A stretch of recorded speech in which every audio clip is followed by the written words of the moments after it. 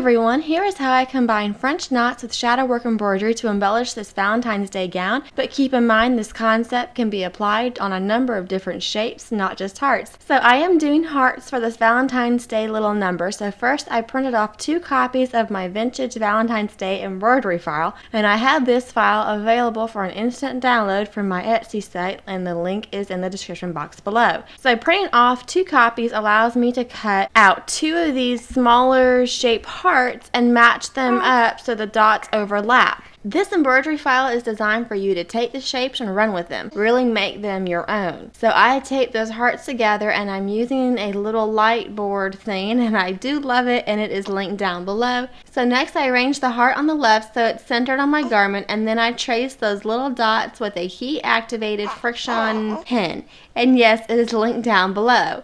So I flip the design over since I want there to be 3 hearts total, which is an easy way of, reversing the symmetry. So I embroidered a French knot on each dot, and then I reposition my embroidery hoop so the heart that I'm applying the shadow work embroidery to is centered in the hoop. You basically need some working space is what I'm trying to say. I'm picking up a much darker shade of red than I want to show through, and that's kind of the idea of shadow work embroidery. You need a much bolder color for it to show through the fabric all right. So I thread 2 strands of that DMC floss, and then I start the shadow work embroidery part. I'm going to start at the bottom of the heart, but to hide my tail, I'm entering a little over from the bottom of the heart and then weaving that through the previous stitches for the French knot. Then I secure onto the bottom of the heart by creating a loop and going through that loop once. And from there, I start the shadow work embroidery by weaving it from one side to the other side. If you are familiar with shadow work embroidery, you'll know that this is the same concept as the traditional method, but there are no stitches. Basically, I'm taking advantage of the connecting floss that goes from one French knot to the next French knot. And I just keep going back and forth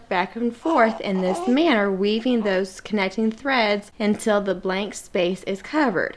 And you may hear little baby noises in the background. This is Daisy's debut on a voiceover. So midway I had to join the other piece of floss. So again, I weaved in the tail and then tied on using that loop method, and then I just continued to weave back and forth. And a side note, I am trying to up my YouTube game this year, so I've bought a macro lens, but unfortunately that camera doesn't have autofocus for videoing, so now I'm looking into getting another body. But in the meantime, I am realizing that manual focusing for embroidery work is fairly challenging, so here I am switching back over to my original camera.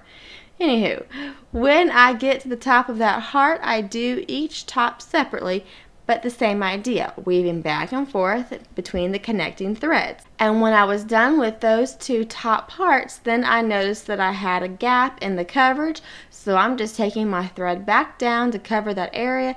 This is very forgiving embroidery work. It's super easy, and when I am all done, I tied off again using that loop method, and there you go, shadow work embroidered hearts outlined with French knots.